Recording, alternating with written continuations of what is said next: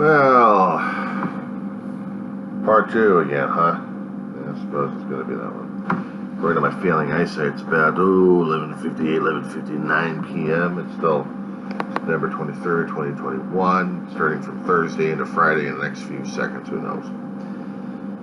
The Weaver Agency from Rosamond, California, smoked up because of the Northern California fires and everything else going on. In one video, I was talking about pastoral problems and con men left and right, and I ended up with, well, if I had the Kool in the Gang, we may play that song, but since I don't have Kool in the Gang, you're not going to listen to the damn song. I'd have to credit it into the damn remarks once I start posting this thing. No, because folks out there are driving me crazy left and right. Growing up in Southern California, one gets theoretically used to the wildfires happening. You see fires happening in different sections of the California region, either upward or northern regions. But what drives a person crazy, especially when you have the fires from Northern California smoking out Southern California because of certain atmospheric conditions, winds being shifted, certain either low or high pressure that forces the smoke to be drifting towards the southwest region. And then we are dealing with people with breathing issues. Hello. I deal with asthma all the damn time. I've had it for a few decades. I don't like it. But now I got to deal with this atmospheric crap out there that I have to worry about whether or not I've got a life support filter ready to go. And I'm not kidding. When I have to look around and make sure that I've got a respirator with a couple of fresh filters ready to go before I go outside, that's a scary and terrifying thing, not to mention having goggles ready to go.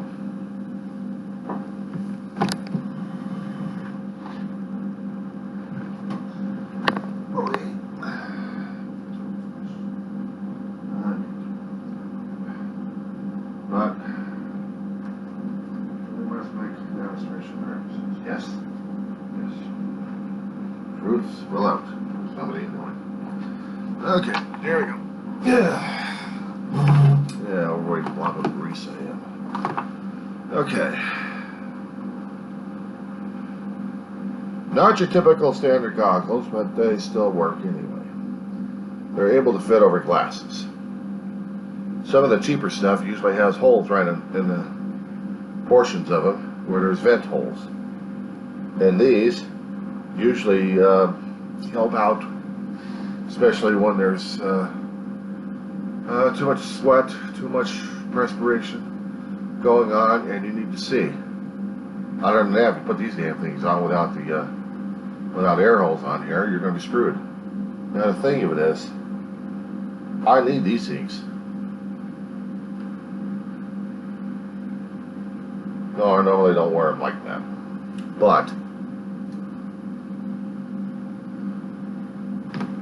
they are useful when it comes time for protective glasses. Especially in a situation we're dealing with regarding smoke issues and fire issues happening worse and worse. Now, normal standard mask that we've seen out of our hang on. All the surgical masks we had to keep dealing with, not exactly easiest or the best thing to keep out the smoke. Doesn't. Smoke still goes and gets through the permeation here, and you can still breathe in the ash and stuff. Last ditch attempt, but with the biological warfare we're still waging right now with shots and politics and head games and everything else.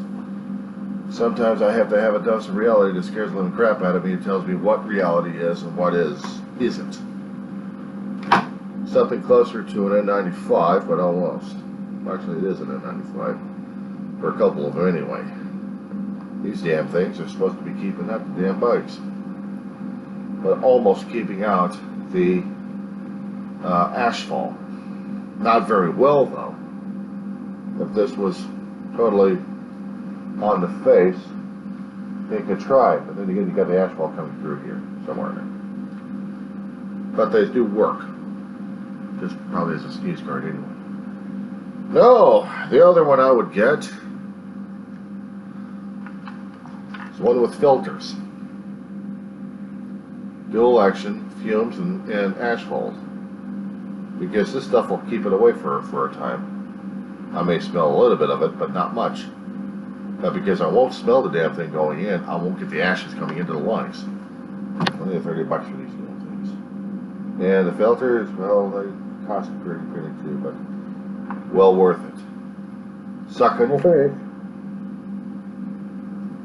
This is not an advertisement for products. This is advertisement for being prepared for something that I didn't want to be prepared in the first place. Dealing with fires. Growing up as a kid, as I was trying to explain, we had fires going on. Living in the San Fernando Valley, as I did for most of my life, at the age of 37. We dealt with fires throughout the hillsides and in different sections of the LA County that the mere mention of a fire, not in a downtown area, but on the hillsides going over then 20, 30, 40, 50, 60, 70, 80, 100 acres. Okay, now what? Oh, I'm sorry, we just reached 500. 500!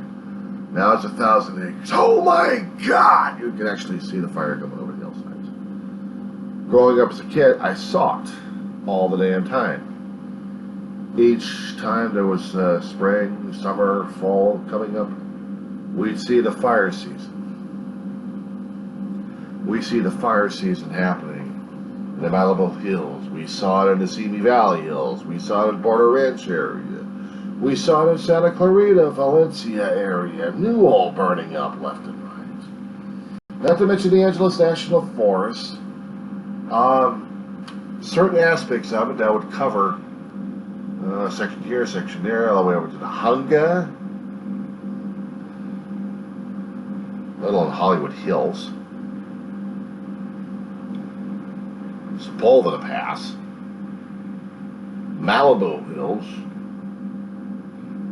Mulholland. Throughout the years I've been living, in different sections, we'd see major fires happening all over the damn place. For the past 30 to 40 years, LA County had to beg, borrow, and almost steal equipment necessary for aerial drops, helicopters, and planes to deal with a massive amount of fires that we've been dealing with. And since global warming has been increasing left and right, our fire seasons have been increasing, and it's a 24/7, 365-day fire season, 7 days a week. Any and every day is a fire season. To this point in time. And that's what scares the hell out of me even worse.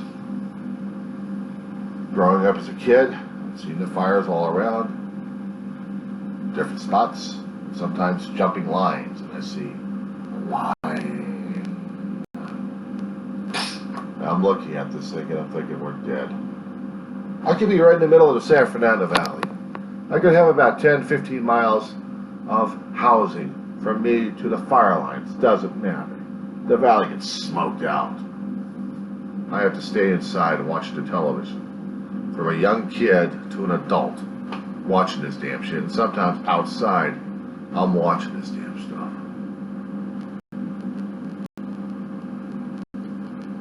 Bad enough I had to deal with earthquakes left and right, being a Southern California native.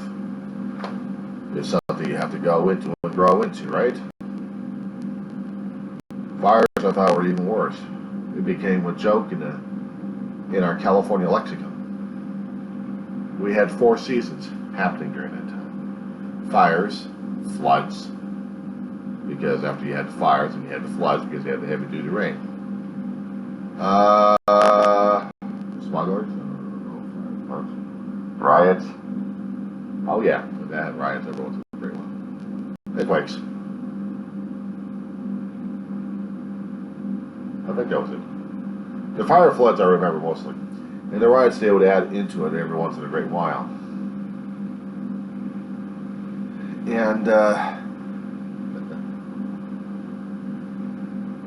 I joked about it because I'm a native California, and at times it was funny a long time ago. These days, the more I keep seeing these things happening, it's never funny in the first place.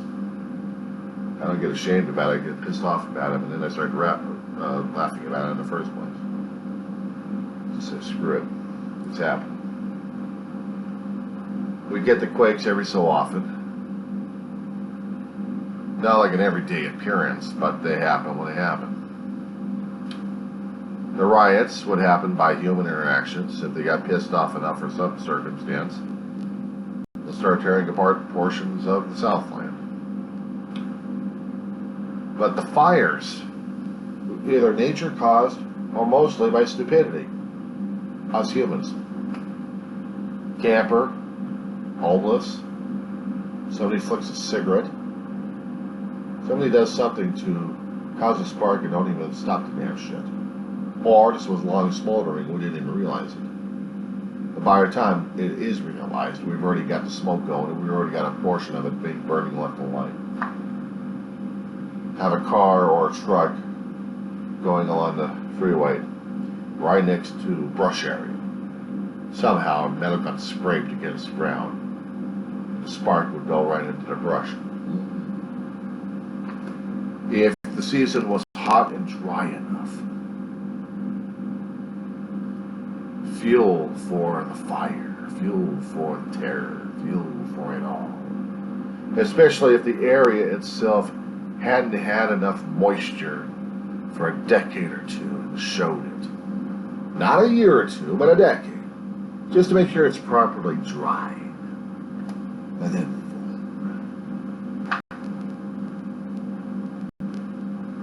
well, the drought's been going on and going these days. It's getting worse and worse. Because we're seeing more and more of this happening. We're getting more and more old brush being emptied out. More people playing head games and politics. Meanwhile, other people are getting their communities torched like crazy. Landscapes getting rearranged. And if we actually did have major storms happening, the water would be not held into the ground by plant life, because the plant life had already been destroyed already. There may be some seedlings in there. Maybe, if they're lucky enough. But the water would be washing in the surface a great deal, especially when there's enough water on it. And the ground's not sucking it up enough. And it becomes a runoff. And flooding starts.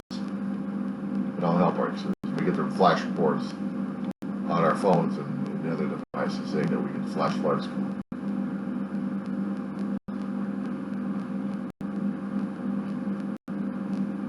Every time there was a year of no fire, it was a time for celebration. If there was no fire in the area and I didn't see any smoke for maybe about a few years, I breathed a sigh of relief. Because we didn't have to deal with the fires. Or if the fires were in different areas away from us, fine, I didn't have to watch it, I didn't have to go all the damn time. Very traumatic when you're a young kid growing up to a young adult and you see all your landscaping burned alive. Areas that you went through left and right, you see property being destroyed. Property that they used to go to for various purposes, even for being a tourist. Boom, gone.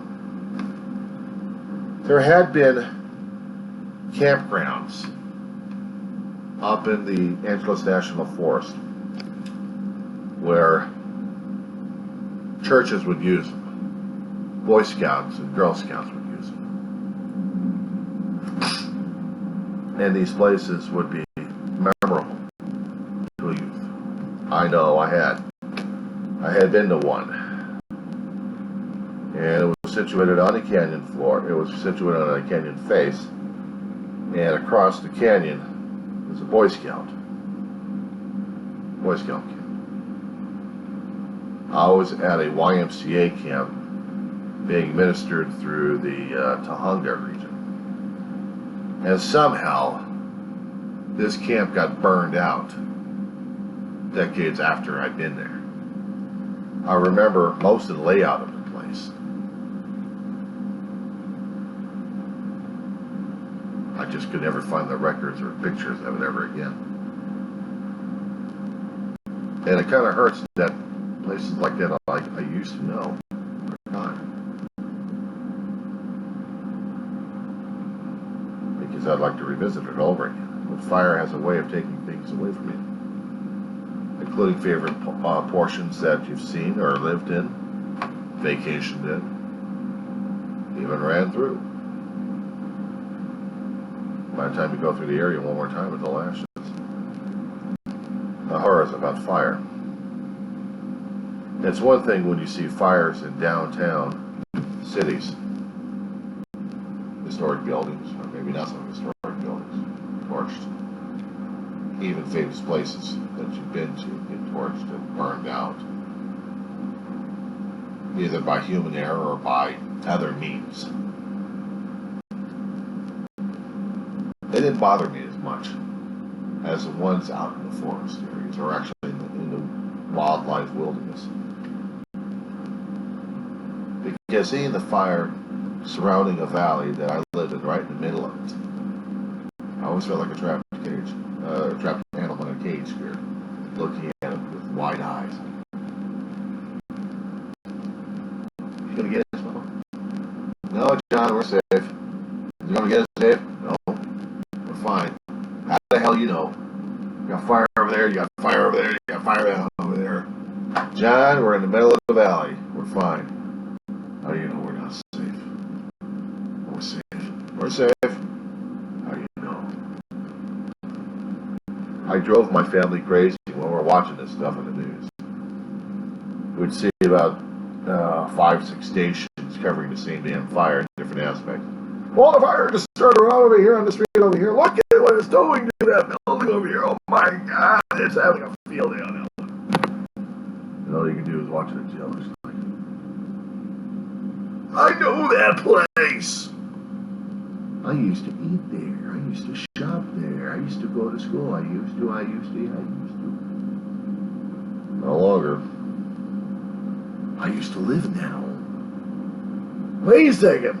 I thought I already had lived in that home. It's gone. The horrible thing about the fires is when you realize that when you leave it, you might leave it for the last time. It's hard enough dealing with a disaster situation like that. I'm not going to say I can't imagine. I can imagine. I came close to it. But I'm living in areas that are about 2 or 3 miles away from a fire zone. And I have to see the fire coming from over the hills. It scares the living crap out of me, even if I'm in an area that I can get the hell away from. And don't worry about it, fine. But if I'm in a situation where I can't get the hell away from it, that's what really scares the hell out of me. Coming out here into the desert from the San Fernando Valley, I thought I wouldn't be facing that kind of situation, but I did.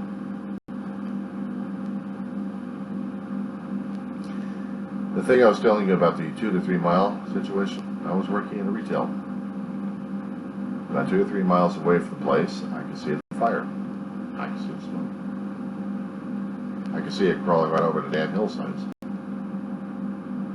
I could see portions of places being torn apart. So if there was an inkling of anxiety, I was surpassing it a great deal. Because I'm seeing things coming apart over there. I'm seeing myself coming apart because I've already been through a valley that actually had fire surrounding it every single freaking year in one area or another, but it still scared the hell out of me. And I still had to eat and chew the smoke at the same time.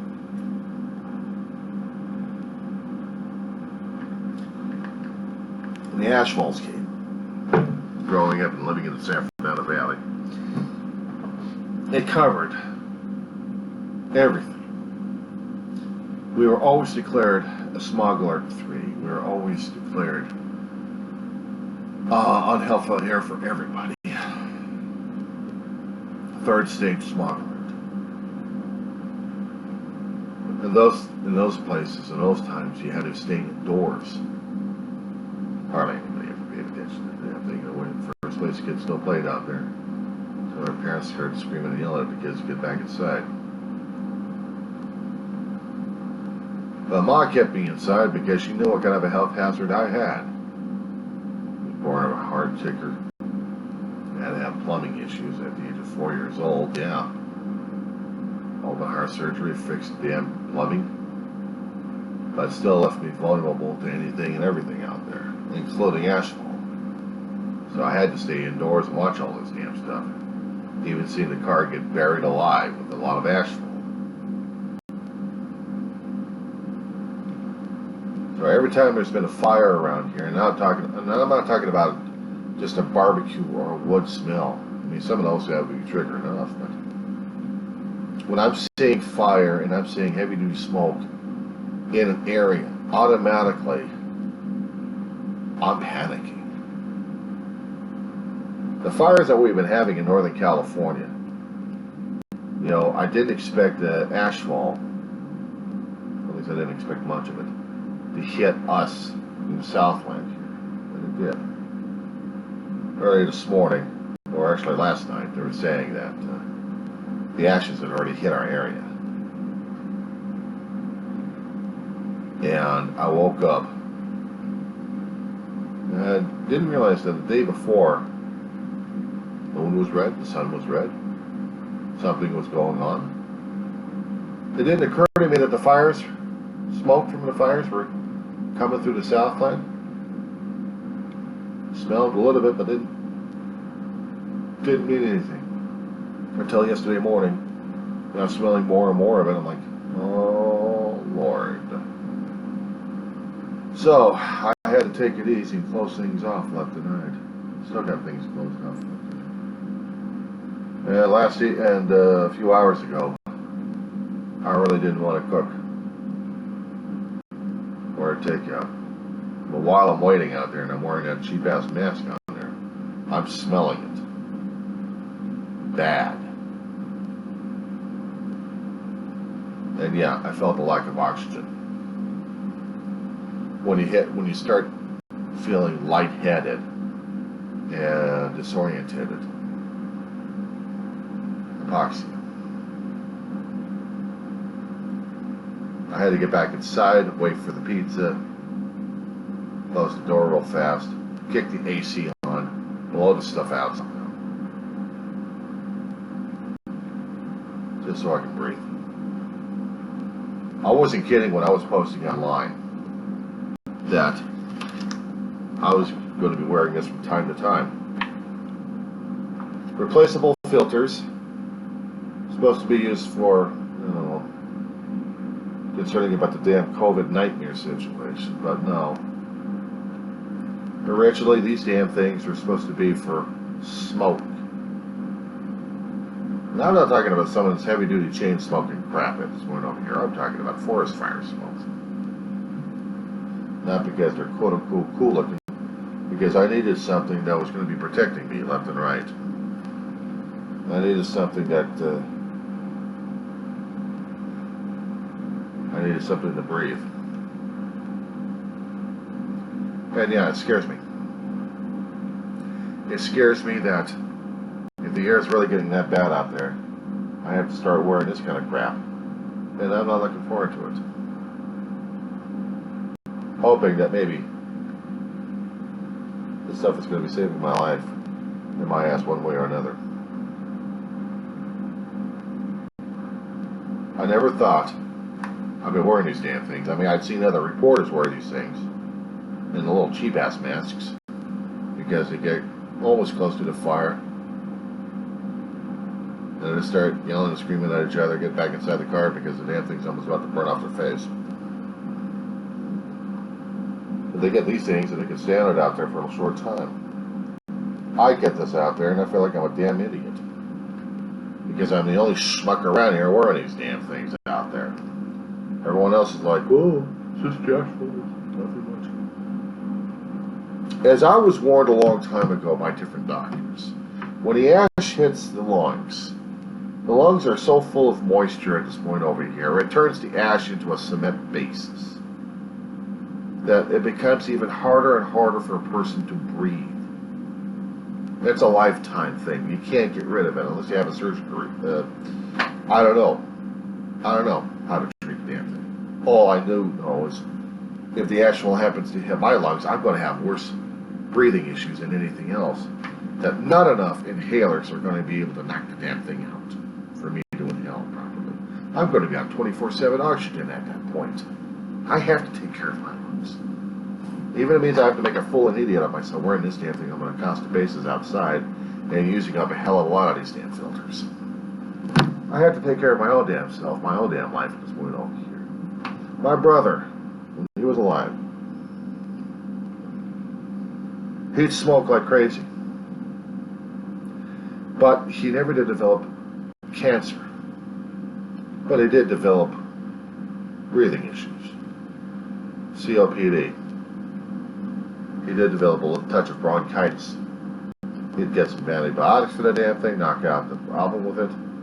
But he still smoked up a chimney. I never did. I had to stay away from that stuff. I couldn't stand the smoke. My mother did it for a while until she stopped. In the last 20 years of her life, she was dealing with hacking and coughing in oxygen. My brother, constant inhalers, but never on an O2 just yet. If he hadn't had any issues like the ones he died from, he would have been on 24/7 oxygen. I would have made sure of that. Because he was hacking up his lungs too much. That's what gets me scared these days. I like breathing. And going outside, I have to be careful of what the hell's going on. I'm not happy about it. I know in a few hours my dog wants to be taking her out. And I got to be careful of what the hell I'm doing and saying out there because this stuff is going to be nasty out there. And I don't want to deal with it.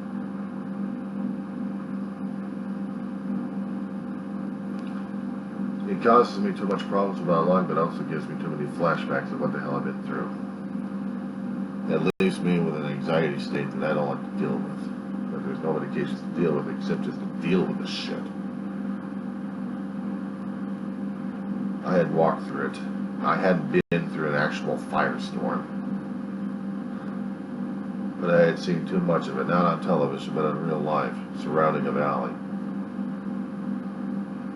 I also seen the firestorm happening and coming across a landscape 2 or 3 miles away from me.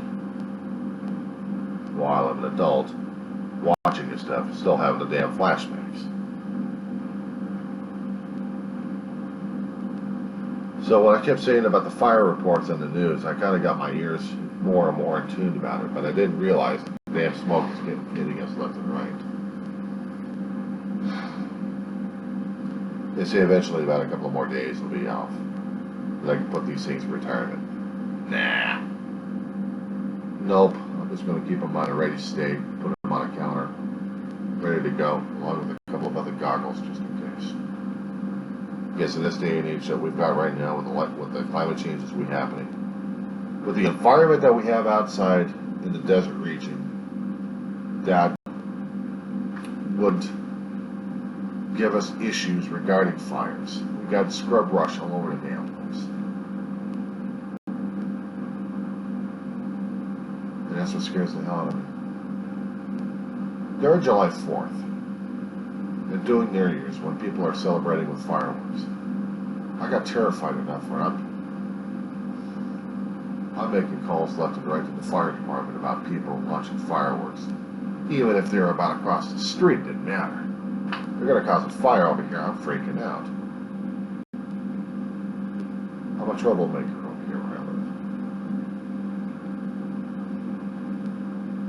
I called the fire department too many damn times. I think they know my voice. It's around June and July and in August. Gave my dog PTSD. Big time. Yeah, I've already had it, so it just shifts around from one fear to another. But I had to get this thing off my chest. I had to talk about this damn thing. One of the things I was talking about regarding televangelists going nuts and wanting more money because they want to go even further nuts.